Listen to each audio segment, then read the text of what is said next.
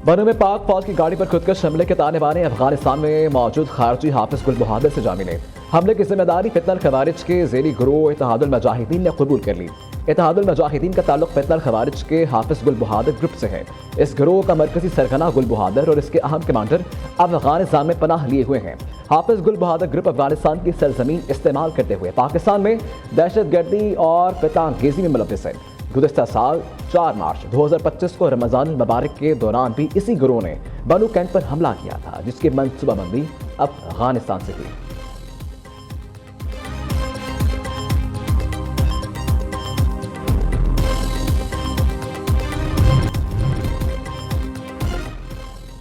America और Iran की कशीदगी की जानिब पेशरफ्त जोहरी मुज़ाकरात पस मंज़र में चले गए। बरतानवी खबर एजेंसी के मुताबिक तेहरान के जोहरी प्रोग्राम पर जारी मुज़ाकरात में तातुल के बाद अमेरिका और ईरान तेजी से मुमकिन फौजी तसादुम की तरफ बढ़ रही है। सफारती हल की उम्मीदें कमजोर बढ़ती जा रही हैं। अमेरिकी सदर डोनाल्ड ट्रंप का ईरान के खिलाफ महदूद फौजी कार्रवाई पर गौर।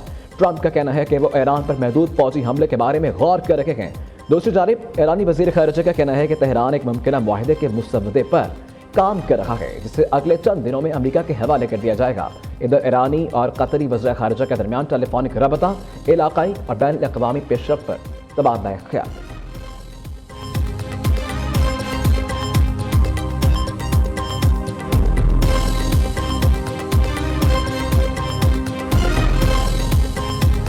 मैं बहुत वाज़ेह अल्फाज में कहना चाहता हूँ कि इस करारदाद में कॉन्स्टिट्यूशन की एक वायलेशन बता दें। आज ये हाउस बैठा हुआ अगर कहे कि हमें सिंध की तकसीम नामंजूर है, इसमें क्या अनकॉन्स्टिट्यूशनल बात है? For all times to come क्या बात है यार? कई करारदादें पास हुई, उसके खिलाफ भी करारदादें पास होती रही हैं। ये तो पहले भी पास हो चुकी है असेंबली से। ये मैंने आपको बताया 2019 में पास हुई है और आपने वोट किया उस पर उस वक्त। तब क्या आपको याद नहीं आ रहा था? अब यानी दाल में कुछ काला है। सिंध की तकसीम के खिलाफ वज़ीर आला मुराद अली शाह की करारदाद कसरत राय से ऐवान में मंजूर। पीटीआई और जमात इस्लामी की हिमायत। MQM ने करारदाद की मुखालफत की। वज़ीर आला सिंध कहते हैं कुछ लोगों ने सिंध की तकसीम की बात की। कराची सिंध का टूटंग किसी को तकसीम नहीं करने देंगे। पाकिस्तान के दुश्मनों ने मुहिम चलाई। कराची को अलग सूबा बनाना आइन के मुनाफी है। करारदाद की मुखालफत करने वाले सिंध को तोड़ने की बात कर रहे हैं। सिंध असम्बली ने 2019 में भी मुतफ़क़ा तौर पर करारदाद मंजूर की थी। इस वक्त मुत्तहिदा कौमी मूवमेंट ने हमायत की थी। आज हमायत नहीं कर रहे तो मतलब दाल में काला है।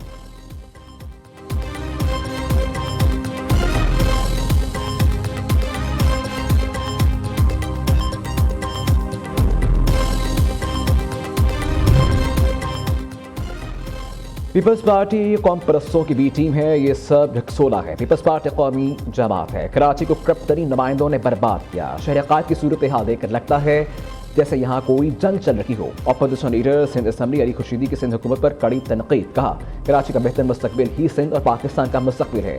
रद्द-ए-अमल में वज़ीर बल्दियात सिंध नासिर हुसैन ने कहा पीपल्स पार्टी कभी लसानियत की बात नहीं करती। गवर्नर हाउस में सिंध के खिलाफ साजिश की गई। एक टोला है जो सिंध के खिलाफ साजिशें कर रहा है। गवर्नर सिंध को ऐसी सरगर्मियों से खुद को अलग रखना चाहिए। कराची कभी भी सिंध से अलग नहीं होगा। ये बातें ये सब लोग जानते हैं।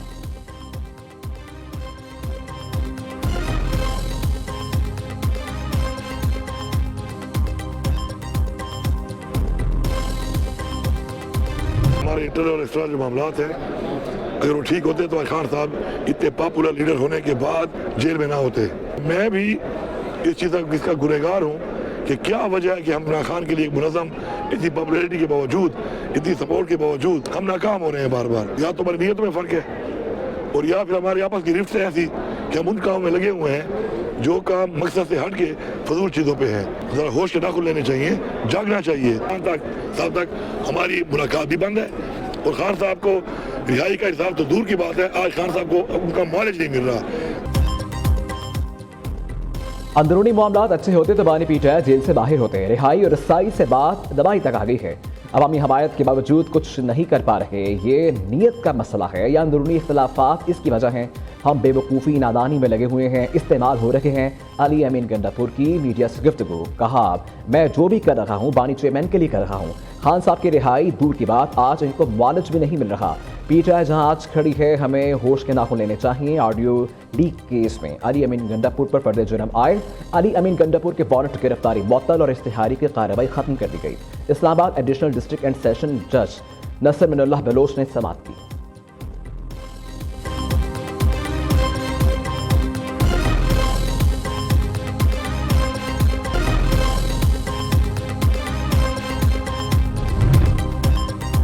रियासती अदारों पर गुमराहकुन इल्जामात का केस। अदम हाजिरी पर सुहेल अफरीदी के वारंट गिरफ्तारी बरकरार। वज़ीर आला खैबर पख्तूनख्वा को गिरफ्तार करके पेश करने का हुक्म।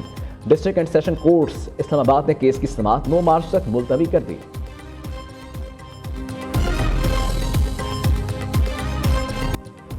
कोलंबो में बादलों का राज। T20 वर्ल्ड कप सुपर 8 मरहले का अव्वली मैच बारिश के बाइस मनसूख। टॉस के बाद मुसलसल बारिश के वजह से मैच मनसूख कर दिया गया। पाकिस्तान और न्यूजीलैंड दोनों टीमों को एक एक पॉइंट दे दिया गया। सुपर 8 मरहले में कौमी टीम अपना अगला मैच 24 फरवरी को इंग्लैंड के खिलाफ खेलेगी।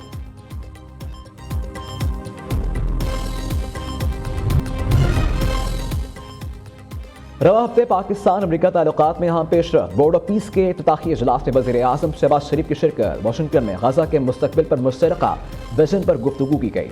अमरीकी महकमा ज़राअत ने सिंध स्कूल्स मील्स प्रोग्राम शुरू कर दिया। 22.4 अरब रुपए के मंसूबे से 2 लाख से ज्यादा बच्चों को फायदा होगा। 1300 स्कूलों में खाना, साफ पानी और सफाई की सहूलियात फराहम की जाएंगी।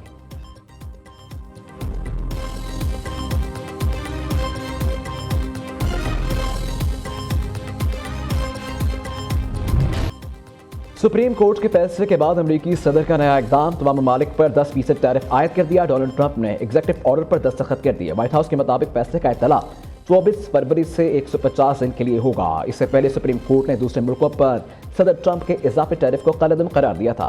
डोनाल्ड ट्रंप का कहना है कि सुप्रीम कोर्ट का फैसला मायूस कुन है।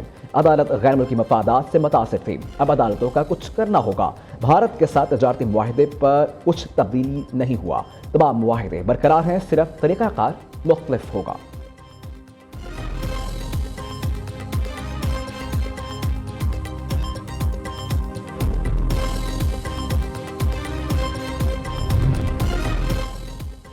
वज़ीर आला की हिदायत पर पंजाब भर में मुखय्यर हज़रात के इश्तराक से निगहबान दस्तरख्वान पर रोज़ादारों की आमद। मरियम नवाज का खैर मकदम मुखय्यर हज़रात को खराज तहसीन पेश किया। वज़ीर आला पंजाब कहती हैं कि दूसरों के लिए अपने दस्तरख्वान वसी करने वाले काबिल तहसीन हैं। रमज़ानुल मुबारक में इस्लामी उखुवत का मुसाहिरा खुश आइन अमर है। सुबह भर में 300 से ज़ायद दस्तरख्वान पर लाखों मेहमानों ने रोज़ा इफ्तार किया। रोज़ादारों की कोरमा, बिरयानी, मशरूब, पकौड़ों, समोसों और दीगर लवाजमात से तवाज़ुन।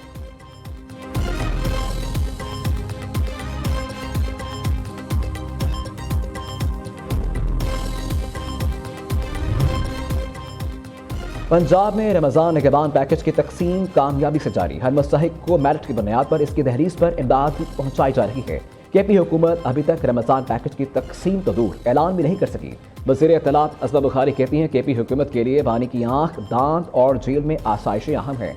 केपी हुकूमत का फोकस रमज़ान से ज़्यादा हाई फोर्स और नया फितना फैलाने पर है।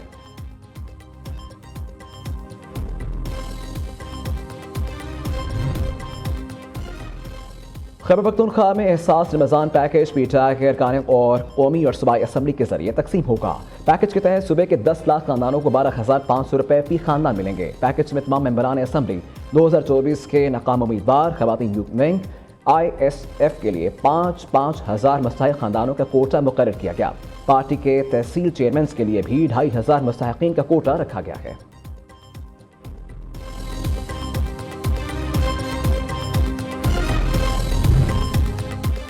हुकूमत सिंध का कराची में मजीद नई बसें जल्द मुतारिफ करवाने का फैसला। BRT मनसूबों के साथ नई बसों का आगाज शहरी जिंदगी में मुस्बत तब्दीली लाएगा। सीनियर सूबाई वजीर शर्जील मेमन की ज़ेर सदारत महकमा ट्रांसपोर्ट का इजलास। रेड लाइन BRT समेत जारी मनसूबों, आवामी सहूलत और कराची में पब्लिक ट्रांसपोर्ट की बेहतरी से मुतल्लिक अहम फैसले।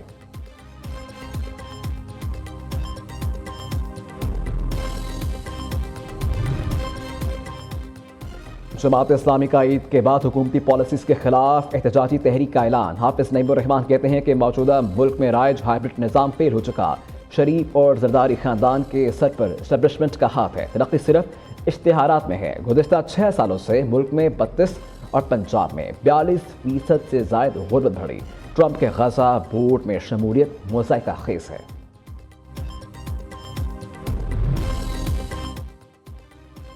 लाहौर के इलाके लिटन रोड में डकैती की खौफनाक वारदात। 3 डाकुओं ने असलहे के जोर पर निजी रेस्टोरेंट को लूट लिया। वारदात की सीसीटीवी फुटेज न्यूज़ सामने ले आया। वारदात के दौरान इन रेस्टोरेंट पर फैमिलीज और बच्चे भी मौजूद थे। डाकू वारदात के दौरान असलहा दिखाकर गालियां भी देते रहे। पुलिस ने मुकदमा दर्ज करके मुल्जिमान की तलाश शुरू कर दी।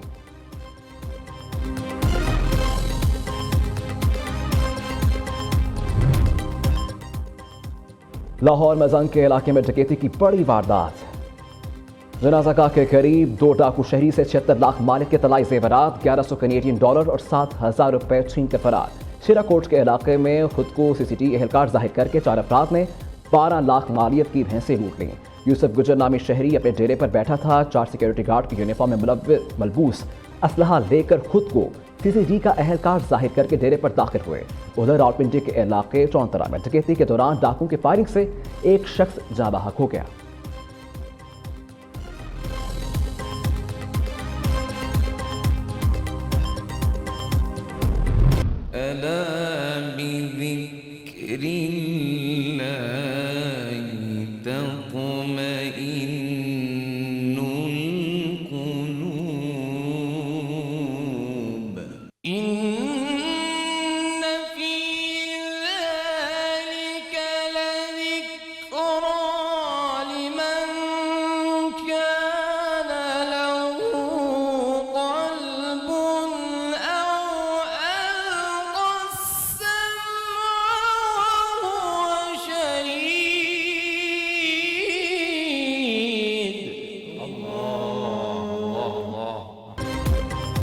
और कौन बनेगा क़िरत का सुल्तान? मुनफरिद और ईमान अफरोज मुकाबले जारी। पेशावर के कारी मोहम्मद दाऊद 24 नंबर्स के साथ जजिस का एतमाद जीतने में कामयाब।